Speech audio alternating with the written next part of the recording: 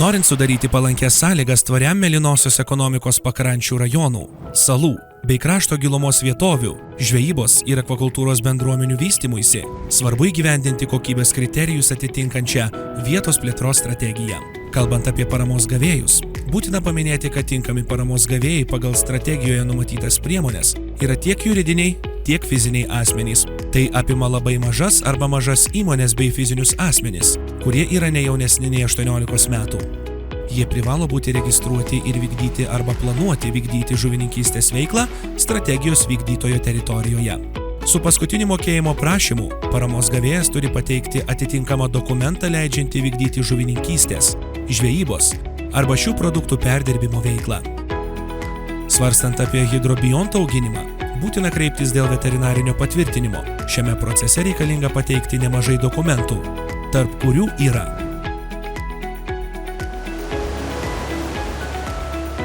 jeigu ketinate užsiimti žuvininkystės produktų gamybą ir tiekimu mažais kiekiais, vietiniai rinkai, reikia iš anksto pasiruošti ir pateikti reikiamus dokumentus, kurių sąrašą galite rasti šioje nuorodoje.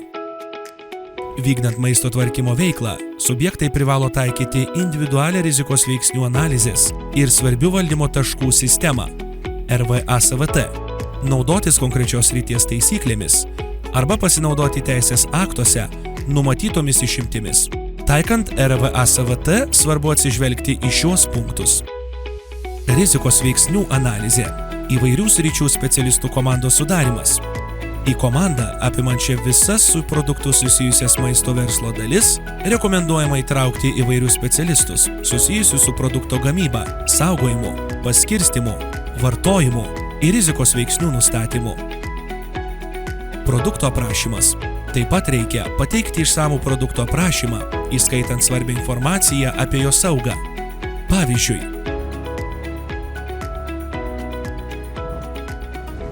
planuojamo vartojimo nustatymas. RVASVT komanda turi nustatyti įprastą arba planuojamą produkto vartojimą ir tikslinės vartotojų grupės. Kai kuriais atvejais reikia įvertinti produkto tinkamumą konkrečioms ar pažeidžiamoms grupėms. Technologinių operacijų sekos grafikos sudarimas, gamybos proceso aprašymas. Nepaisant pasirinktos formos, būtina nuosekliai išnagrinėti visus proceso etapus, nuo žaliavų gavimo iki galutinio produkto pateikimo į rinką, įskaitant paruošimą, apdorojimą, pakavimą, saugojimą ir paskirstimą, ir pateikti išsamų technologinių operacijų sekos grafiką su pakankamais techniniais duomenimis. Technologinių operacijų sekos grafiko tvirtinimas vietoje. Sukūrus technologinių operacijų sekos grafiką, ji turi patvirtinti specialistų komanda. Pastebėjus nuokrypius, grafiką reikia ištaisyti, kad jis būtų kuo tikslesnis. Rizikos veiksnių ir kontrolės priemonių nustatymas. Taip pat reikia išvardinti visus galimus biologinius, cheminius ir fizinius rizikos veiksnius kiekviename proceso etape, įskaitant žaliavų ir sudedamųjų dalių gavimą, saugojimą ir gamybą. Rizikos veiksnių apibrėžimą galima rasti šiame reglamente. Toliau RVASVT komanda turi atlikti rizikos veiksnių analizę ir nustatyti, kurie veiksniai turi būti pašalinti arba sumažinti iki priimtino lygio, kad būtų užtikrinta saugi maisto gamyba. Svarbiųjų valdymo taškų nustatymas. Norint nustatyti svarbiuosius taškus rizikai kontroliuoti, reikia logiško požiūrio. Sudaryti loginį modelį gali padėti sprendimų medis arba kiti metodai, taikant komandos patirtį bei žinias. Naudojant sprendimų medį, kiekvieną proceso etapą grafike reikia nagrinėti iš eilės. Kiekviename etape sprendimų medis turi būti taikomas kiekvienam rizikos veiksniui ir kontrolės priemoniai. Kritinės ribos svarbiuosiuose valdymo taškuose. Po to svarbu nustatyti svarbiuosius valdymo taškus, kur kritinės ribos padeda atskirti priimtinus ir nepriimtinus procesus. Juos nustatomos pagal parametrus, kuriuos galima stebėti, tokius kaip temperatūra, laikas, pH, drėgmė, priedų kiekis ir jutiminiai parametrai. Kritinės ribos turi būti pagrįstos įrodymais, kad užtikrintų proceso kontrolę. Kai kuriais atvejais, norint sumažinti riziką, gali prireikti griežtesnių reikalavimų. Priežiūros tvarka svarbiuosiuose valdymo taškuose. RVASVT reikšminga dalis yra stebėjimo arba matavimo programa kiekviename kritinėme taške, užtikrinanti, kad būtų laikomasi kritinių ribų. Stebėjimai arba matavimai turi rodyti, ar kontrolė yra paprasta ir laiku teikti informaciją apie reikalingus korekcinius veiksmus. Jei rezultatai rodo, kad valdymo taškai gali tapti nebekontroliuojami, procesą reikia keisti prieš įvykstant nuokrypiui. Duomenys turi vertinti kompetentingas asmuo, kuris imsis korekcinių veiksmų. Stebėjimai arba matavimai gali būti nuolatiniai arba periodiniai, tačiau jų dažnumas turi būti toks, kad informacija būtų patikima. Programoje turi būti aprašyti stebėjimų arba matavimų metodai, dažnumas, registravimo tvarka ir visų svarbiųjų valdymo taškų apibūdinimas. Kas atlieka priežiūrą ir kontrolę, kada atliekama priežiūra ir kontrolė, kaip atliekama priežiūra ir kontrolė. Su svarbiųjų valdymo taškų kontrolė susijusius įrašus turi pasirašyti priežiūrą atlikęs asmuo, o patikrinus atsakingas įmonės pareigūnas. Korekciniai veiksmai. RVASVT turi iš anksto parengti korekcinių veiksmų planą visiems svarbiems valdymo taškams, kad būtų galimybė nedelsiant reaguoti į nuokrypius nuo kritinių ribų.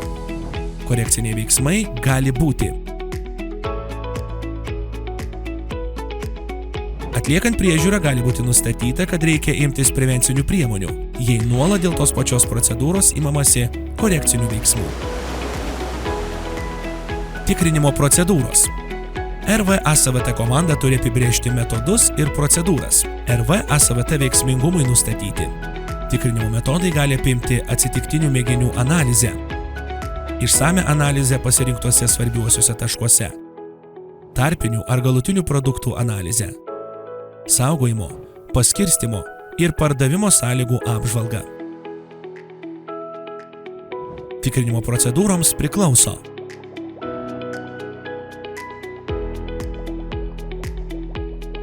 tikrinimas turėtų apimti šiuos aspektus.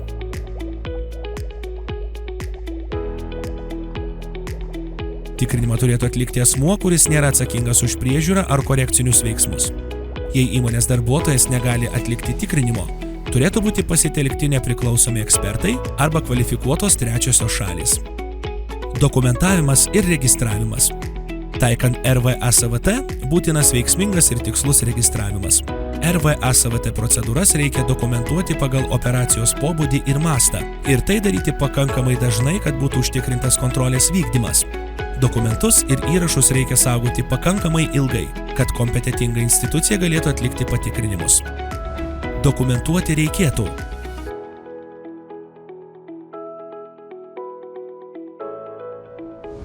registruoti reikėtų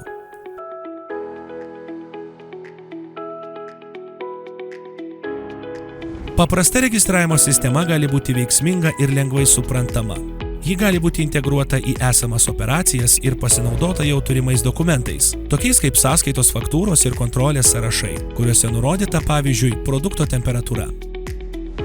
Mokymas. Galiausiai maisto verslo operatorius turi užtikrinti, kad visi darbuotojai būtų supažindinti su galimais rizikos veiksniais, svarbiaisiais valdymo taškais gamyboje, saugojime, transportavime ir paskirstyme, taip pat su korekcinėmis priemonėmis, prevencinėmis priemonėmis ir dokumentavimo procedūromis. Apie planuojamą RVASVT sistemos auditą teritorinė valstybinė maisto veterinarijos tarnyba turi įspėti ūkio subjektą ne vėliau kaip 10 dienų prieš auditą. Pranešimai siunčiami raštu arba elektroniniu paštu ir nurodo audito pagrindimą, atlikimo terminą, tikrinamas sritis bei preliminarių dokumentų sąrašą, kurį ūkio subjektas turi pateikti audito metu. Dokumentai apie būsimą patikrinimą saugomi ūkio subjekto byloje.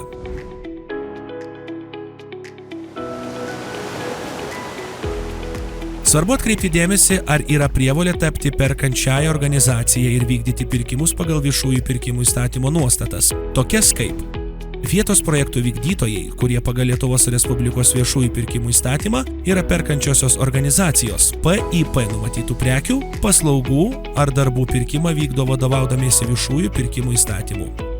Viešieji pirkimai turi būti atliekami elektroniniu būdu per CVP, IS ar CPO.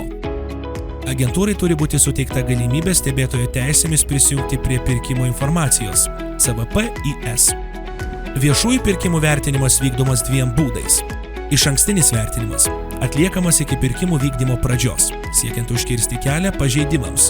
Privalomas, jei pirkimo vertė viršija 30 000 eurų be PVM, išskyrus naudojant CPO elektroninės priemonės.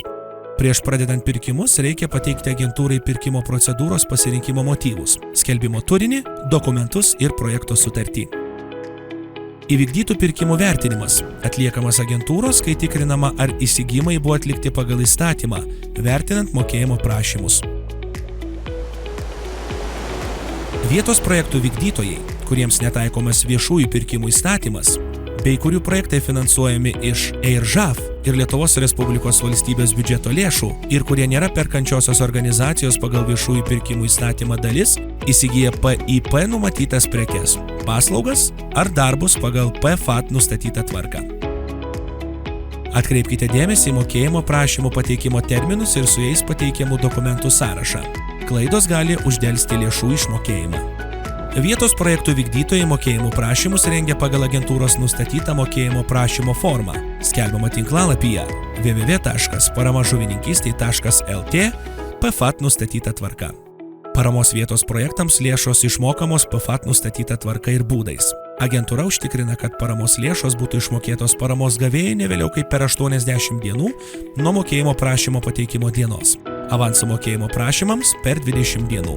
Arba pagal PSK, jei mokėjimo prašymai netaikomi. Paramos lėšos užsakomos ir išmokamos pagal lėšų ES žemės ūkio fondų ir ES žuvininkystės fondų priemonėms įgyvendinti išmokėjimo ir gavimo iš Europos komisijos taisyklės.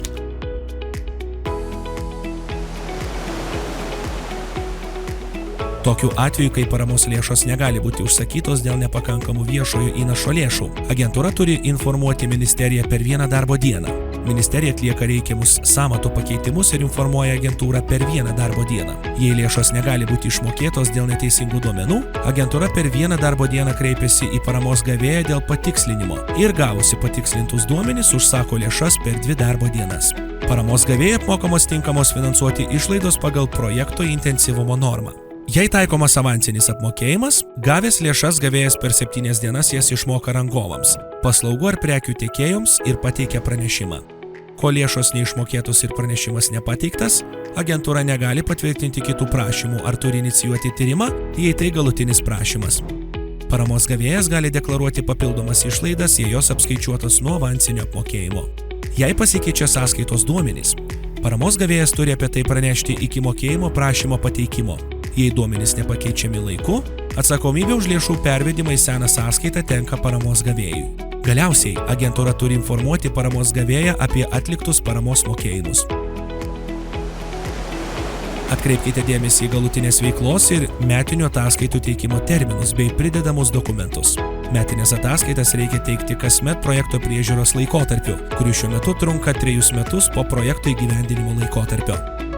Užbaigus projektą, paramos gavėjas privalo pateikti galutinę veiklos ataskaitą su projekto rezultatais, matomumo priemonėmis, atitiktimi principams ir papildomais dokumentais, jei taip numatoma sutartyje. Patikrinus galutinę ataskaitą, agentūra gali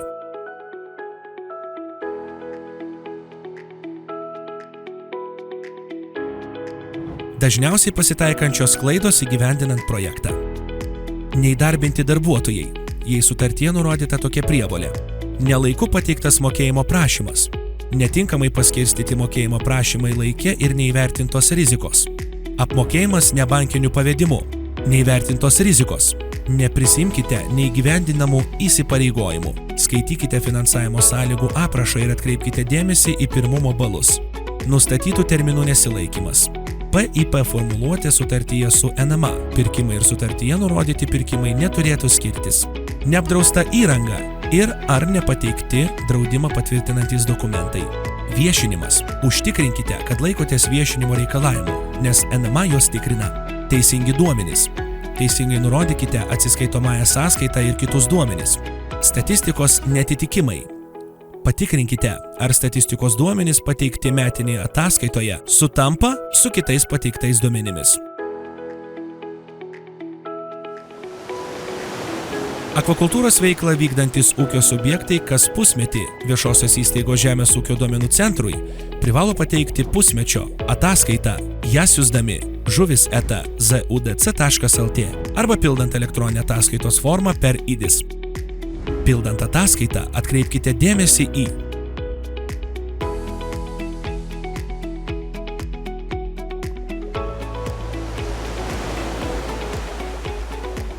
Strategijos vykdytojas visada bus pasirengęs jums padėti, suteikdamas savo žinias ir patirtį, jog išvengtumėte klaidų ir neigiamų pasekmių. Esame atviri ir lankstus, prisitaikydami prie jūsų poreikio žinoti, mokytis, išmanyti ir tobulėti.